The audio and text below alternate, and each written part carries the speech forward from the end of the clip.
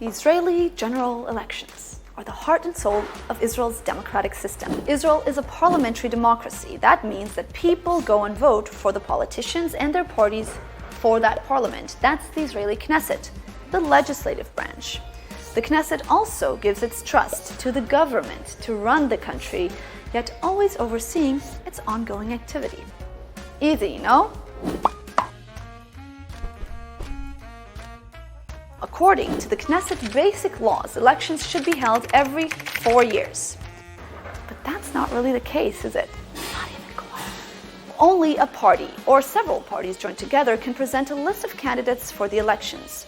A party will be disqualified if 1.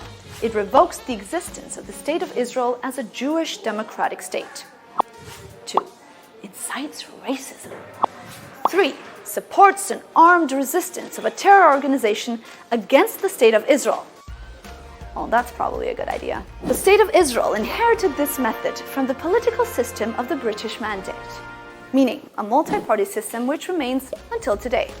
The main argument for using this system over others is that it allows the most plural and diverse representation of the population. All voices in a democracy should be heard, right? Well, lots of opinions means lots of parties. Guess they didn't expect there'd be so many opinions, that this would also be the reason why so many Israeli governments haven't been able to survive their full terms.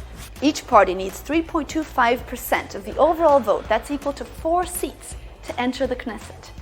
The distribution of those seats is relative to a party's electoral power.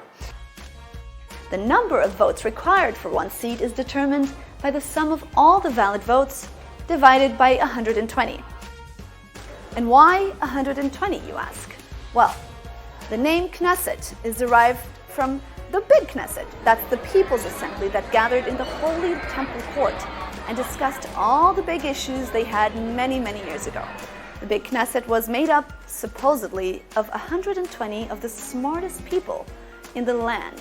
The 6 ground rules of the Israeli elections are: general, every citizen over the age of 18 can vote, and every citizen over the age of 21 can be elected. National, all of Israel is one voting area, a feature that we share only with our friends, the Dutch. Direct, people vote directly for the Knesset, not through electors, like in the US, for example. Equal, every vote is the same. Secret, the voting procedure is behind a screen, and your vote is your business. And relative. Now that's that thing again about making sure that every single point of view in the population should be represented, relative to its size, in the Knesset. 1 week after the votes are counted, the President of Israel gives one Knesset member, the one who has the support of the majority, the role of putting together the government. That's basically it. I'll see you for the next elections, which, historically, will be sooner rather than later.